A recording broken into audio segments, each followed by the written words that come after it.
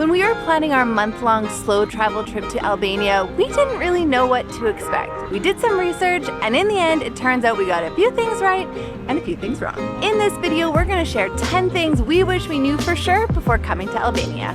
One thing we're always curious about before we travel to a new destination, and that's pretty difficult to understand just from reading a guidebook, is how is it going to feel where we are?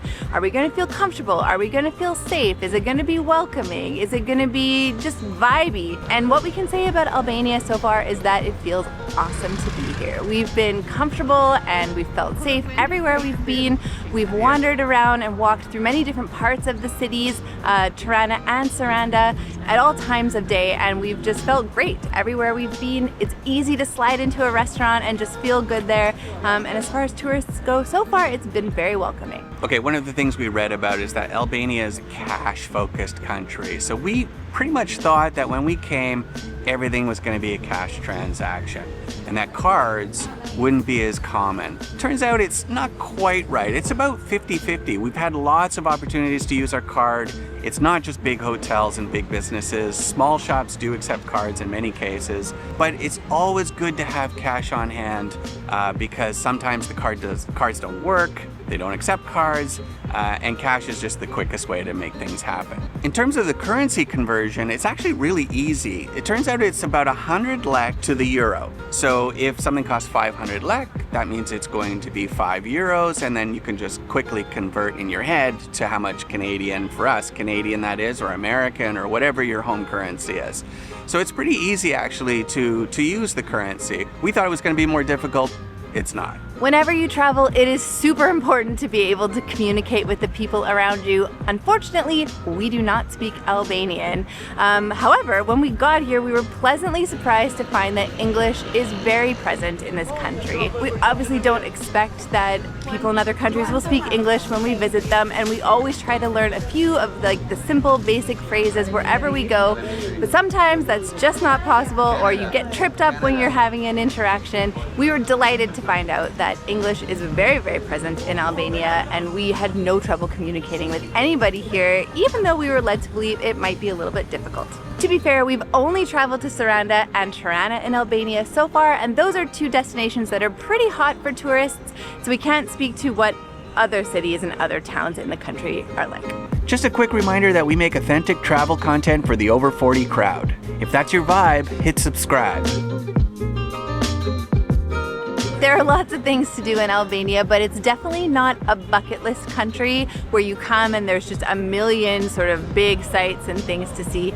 The experiences that are here are awesome.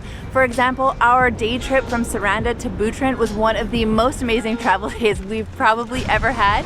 In fact, you should watch that video. And there have been some great travel experiences that we've had here in Tirana as well. So there's museums and there's some really, really cool exhibits and displays here. Lots of things to check out, but again, not as many as major tourist cities like Paris or Rome. That being said, if you're an outdoorsy person who loves to be just in the natural environment, we've heard that beyond the cities, there are a lot of things to do. You can go hiking, there's biking, there are lots of adventures to be had. Okay, what about getting around? That was another big thing we weren't sure about. So there are two ways to think about this. The first is getting from city to city. And unless you're renting a car, the only option you really have is the bus. There are no trains. So taking the bus, how is that? It's pretty good.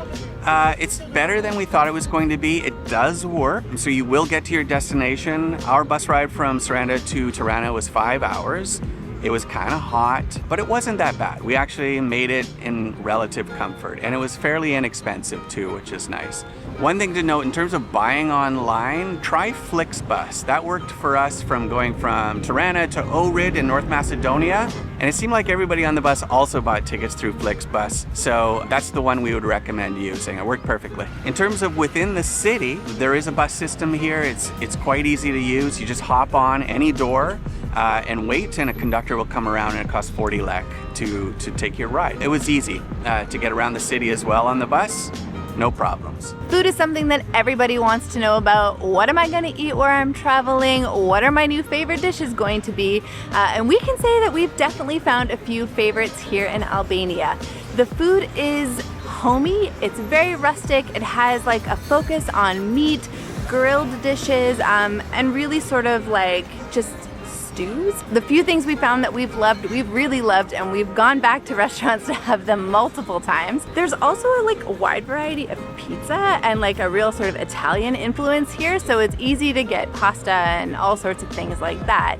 However, if you did compare the food to nearby countries like Greece or Italy, you would probably find that it's a little bit more simple, but we've still found it very, very enjoyable to eat everywhere we've been.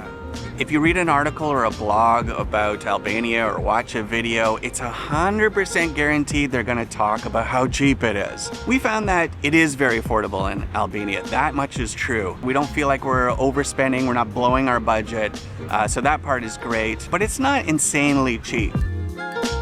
Will Albania be a good place for me to work? That is another thing that was a big question for us because we're traveling and working remotely. So being in a place where it's easy to work and has all of the resources for it is important. And in Albania, that is absolutely true. The internet here is amazing. It's been really, really strong and really, really dependable in both of the places that we visited. And just like the space of our apartment has been perfect for work. And in addition to that, it's also a coffee culture country, which means there are tons of cafes and really, really cool spots where you can set up and just spend a little time with your laptop.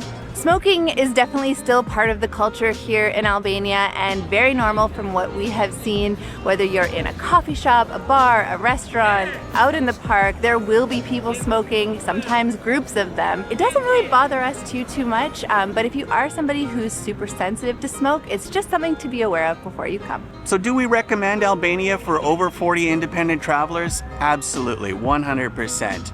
The only thing I would say is if you are a little bit inexperienced, maybe it's not a best first country because it can be a little challenging at times, it can be a little frustrating at times, but we found the more we kind of sunk into it, the more we immersed ourselves, the easier it got. And we think if you give Albania the same time and openness, you'll feel that way too. If you're heading to Albania's amazing capital for a couple of days, check out our 48 Hours in Tirana video, where we provide a full itinerary. And if you're off to Saranda, we have another video about our day trip to Butrint, exploring one of the most incredible sites in the whole country. Thanks for watching, and we'll see you next time.